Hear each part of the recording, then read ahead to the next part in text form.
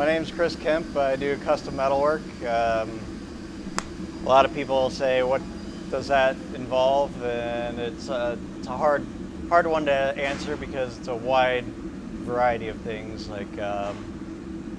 Well, right now I'm working on a large door for residents in downtown Omaha that not really a usable door, but it just kind of fills in an open space and opens up, but it involves a lot of machine work and welding and things like that.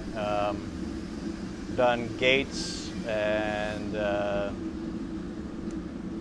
really a lot of random stuff. But today I'll be forging some brackets to hold curtains back on a window. Try some out of steel, and then I'll probably try some bronze ones too. But I figure I'd practice on the steel. It's about an eighth the cost in material, so that's about it. So I'll start by heating the material up in the forge, which I have it in there right now, and then I'll flatten the end out to the shape that I want it, and then draw out the other end and curl it around to finish off the hook.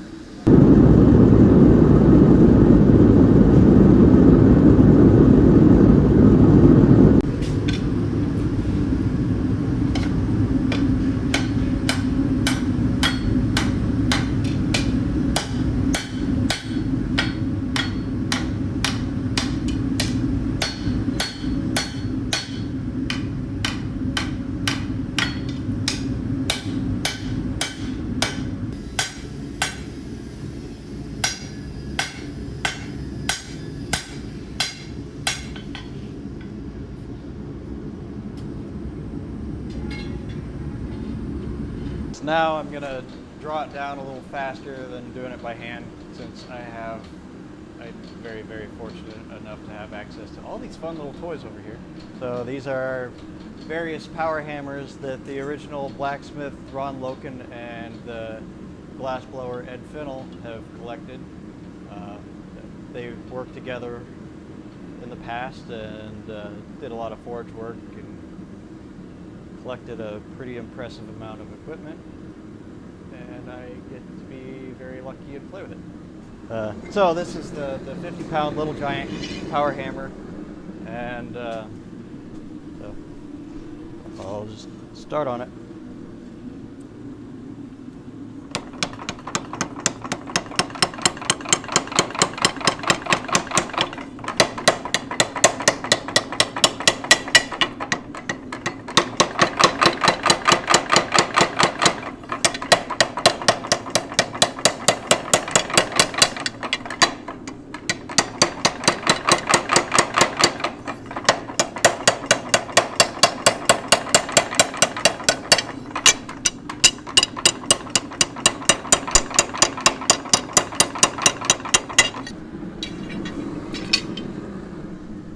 So for it being a mechanical clutch, it actually has a lot of control to it.